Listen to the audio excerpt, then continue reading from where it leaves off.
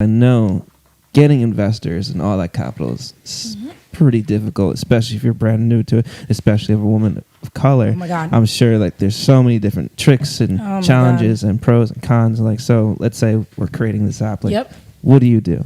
Yep.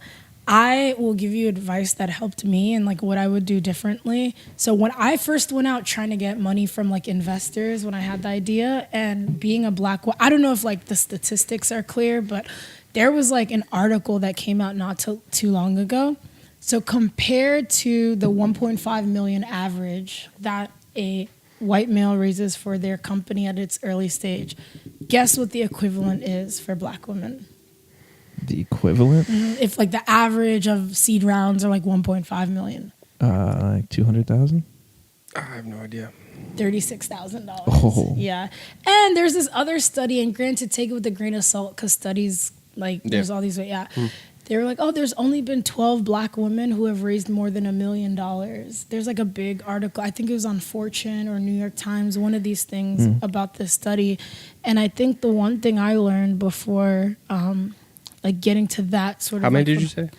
13. 12. Yeah. 12? So 13, and then 12 before. Oh, okay. Yeah. I think Oprah is. We have 12. 13 right here.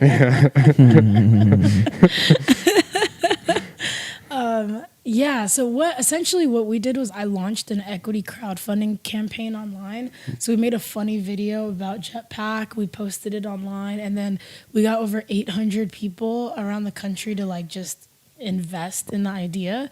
And then we raised our first $250K from there, built the prototype, then got our early users. Then we went to investors, and we had a better pitch because it's like, hey, these are the people using it. Look at the use cases. Look at what's going on. Then we raised our first 1.5 million in that round, and then we kept going. But for me, I bring this up because if we didn't do the crowdfunding thing, specific, like women too in tech, like investors are programmed to pattern match. They're trying to find the next Mark Zuckerberg before anyone else does. And so when you're doing that, even you could be like super woke and like believe all these things, but like sometimes that implicit bias is really, really strong. And it's hard to kind of get your mind to like think of me as building like the next hyper local Craigslist when I walk in the room. So like the decision in some cases is already made. And so I think equity crowdfunding, especially for anybody who's not like has a competitive advantage in tech, either they don't have a tech background or they're underrepresented, equity crowdfunding to me is going to democratize the way that we get access to capital. Because now you could put up a really cool idea, and Obama changed the laws that allowed this to happen. So it's very new. Equity crowdfunding is very new. It's like a Kickstarter, but now people have like a tiny stake in the company with as little as $10. Whereas before, anyone could not invest in a company. You had to be like an accredited investor. So you had to either have $1 million in assets or have made $200,000 a year for the last 2 years. And like that takes out a lot of, because most of the time our friends want to like invest in our ideas. So wait, we can do this with your company?